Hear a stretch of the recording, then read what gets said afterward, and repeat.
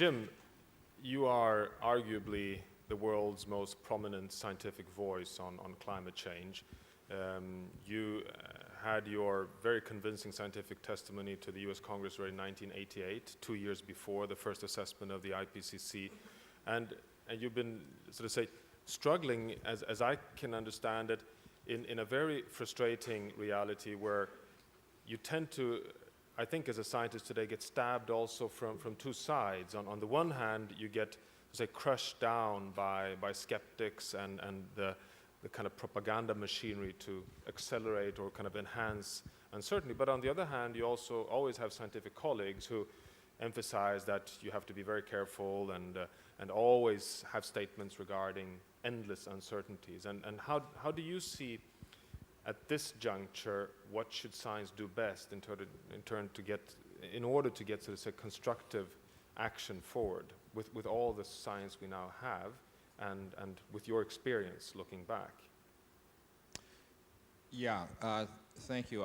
There are 2 points that I would like to try to make. First of all, I can understand that the audience, in hearing the discussions that we've had here, the public can be sort of overwhelmed by all of this scientific information. And it may appear to be a very complicated story, and so do we really understand the most fundamental things?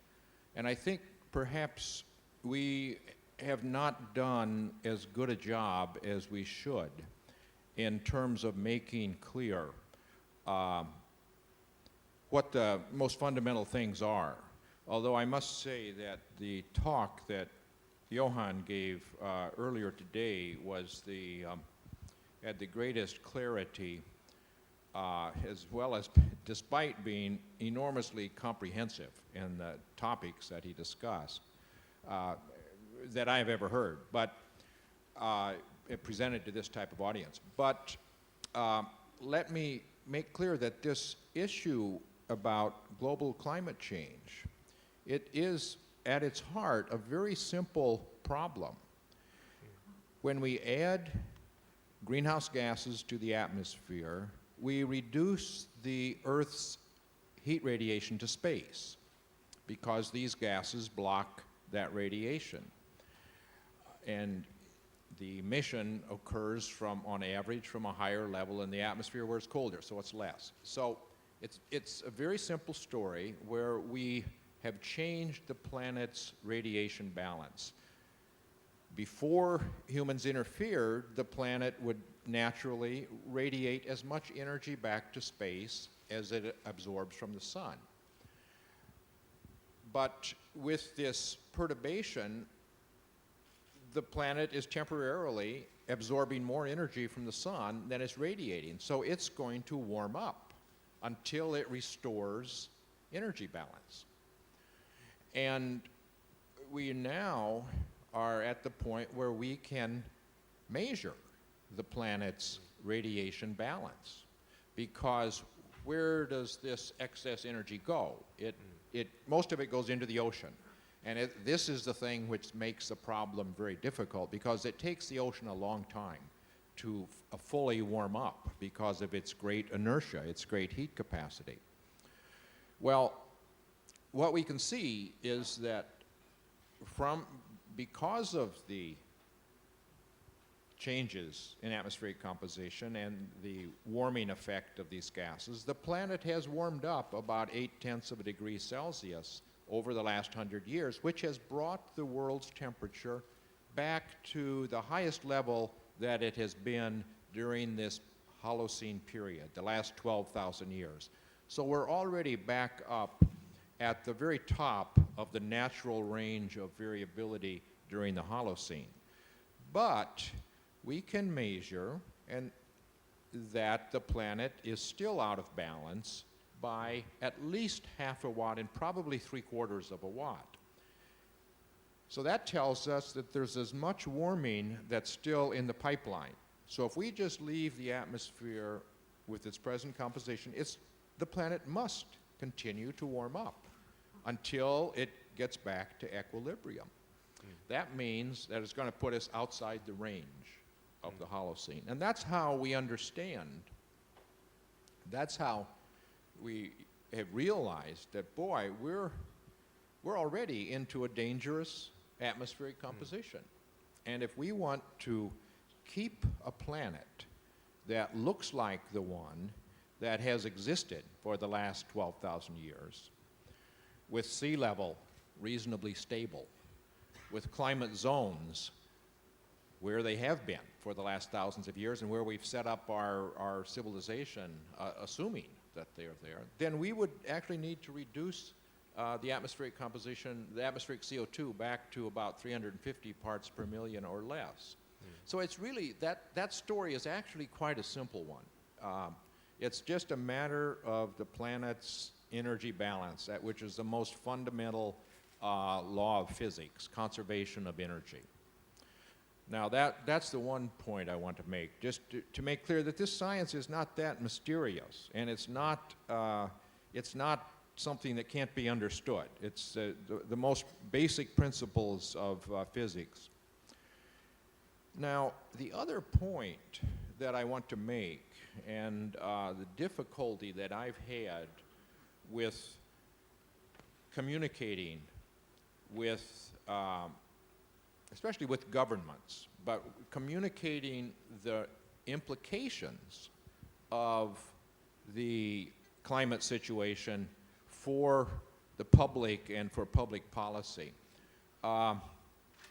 I think what I've realized in my attempts to communicate to the public and then to communicate to various different governments is that governments would prefer that scientists just talk about the science and then go away and let the government decide what to do.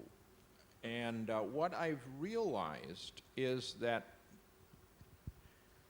scientists have something to offer in terms of objective analysis of a situation.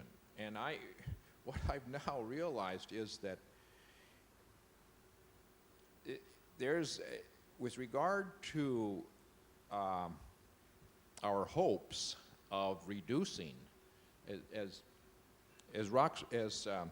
Johan showed very clearly this morning, we've got to turn this curve around and reduce our emissions if we want to have a stabilized climate and have a planet that looks like the one that has existed for past millennia. But the kind of actions that governments seem willing to consider are ineffectual. I say it's as clear as the law of gravity that as long as fossil fuels are the cheapest energy, we're going to keep burning them. But what the science has shown is we cannot burn all the fossil fuels, or we will send the planet back toward the ice-free state. It would take a while to get there. I don't think it would take 3,000 years, by the way, but it would take a few centuries. But we will be on a path which is very uncomfortable for the people that are continuing to live during that time period. So I think that we have to make clear to policymakers, unless they make fossil fuels pay for their costs to society by adding a price to fossil fuels and a steadily rising price, that we cannot solve the problem. And that's why, although I agree with Johan that there's no silver bullet, there's a lot of things that need to be done, but I also agree with his statement that by far the most important underlying thing has to be a rising price on carbon emissions. And if we would just get governments to understand that, I think the problem can still be solved, but we're getting to a point where we're running out of time. And that's why I'm very, for a final comment, let me say that I'm very pleased to come to China for the first time in my life, because I think China is our best hope for getting the world onto the right track, because I see that they are investing very heavily in renewable energies, nuclear power, clean energy. One is, I mean, you have, in a discussion prior to the panel here, a bit provocatively said that perhaps we've over-communicated climate change. And the reason is that it sort of say, threatens so much of the fundamentals in our societies that it therefore becomes a blockage for policymakers, because they immediately see it threatens the very fundamental parts of job creation and the economy. And a little anecdote there is, I think you've all seen this picture taken at COP15, 3 o'clock in the morning, with Obama and Gordon Brown and Barroso and the other heads of state sitting there in a mess of spilled out coffee, 3 o'clock in the morning, and failing. And it's been the very epitome symbolizing the failure of leadership on climate change. I think, and I think you agree with that, Will, that that is a very wrong interpretation. Because in fact what it shows is that climate change has disappeared as an environment issue and turned into an issue which is the concern of heads of state, and that shift went too quick for heads of states to really be able to sign an agreement in Copenhagen. So, but just from an Australian perspective, are we over-communicating the say, dangers of climate change? That's my first question. But then on the impacts, I'd really like you to think through, to say something about what, if anything, is now happening in Australia to deal with impacts. Because you're one of the, you're probably the country in the world, rich country in the world, which has a situation which is similar to the most vulnerable countries in the world. You're really hard affected already today. And just to share some of your experience there, before coming to you, David, to talk also about impacts. And I'll pose a question to you on that soon. But Will? Yeah, I guess I made a comment somewhat You're not on mic, apparently. Okay. Let me use this one. Okay, sorry. Yeah, I made that comment somewhat facetiously, but somewhat in seriousness as well. And of course, the climate in Australia has helped us, because we've seen some impacts there that are pretty unequivocally due to climate change, or at least have a large climate change signal. And I think we've been very effective in communicating why there is a climate change signal and what the long-term implications are for Australia. Now, what that has done is exactly what Johan has said. Until that time, climate change was viewed as another environmental issue.